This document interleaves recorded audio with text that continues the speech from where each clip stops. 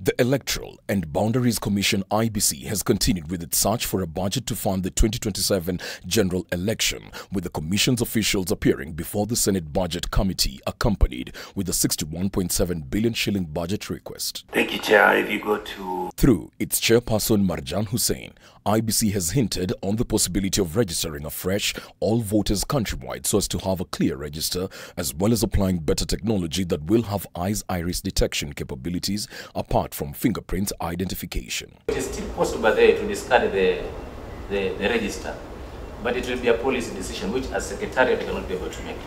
Those are some of the options that we can be able to give the Commission. If they agree that we start afresh, it is possible. Remember in 2013, we used 1 month for the purpose of enrolling. We came up with 14 million registered voters.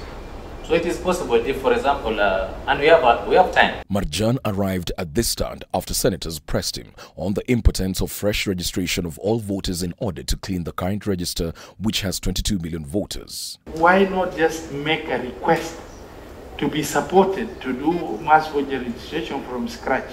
Then you will have credible voters register, technology compliant. You eliminate the possibility of you being looked at as not having conducted credible elections. We have time.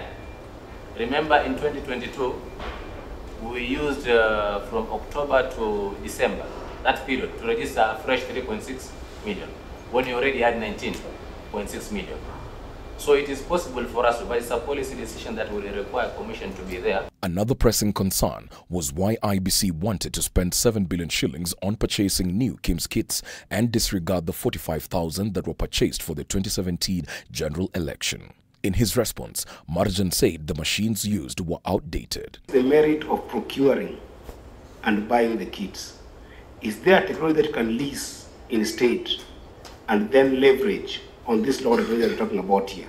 The 45,000 we bought in 2017 cannot be able to check now the network upgrades that we have done. Now we have moved now to 4, even 5G. And that one is still on 3G and 2G. Marjan was further questioned on the huge IEBC debt, with the 2.8 billion shilling of the debt being for legal fees, with the committee inquiring as to whether IEBC has a legal team which can be put in place during cases instead of acquiring outside legal services. Right, all of them, including the directors, are also involved in some cases whereby we are sued and they are the ones who are representing us. But during election, we have numerous cases and 5 of them cannot be able to manage those. So in those circumstances, we normally pre-qualify lawyers who will represent us throughout the country on those election petitions.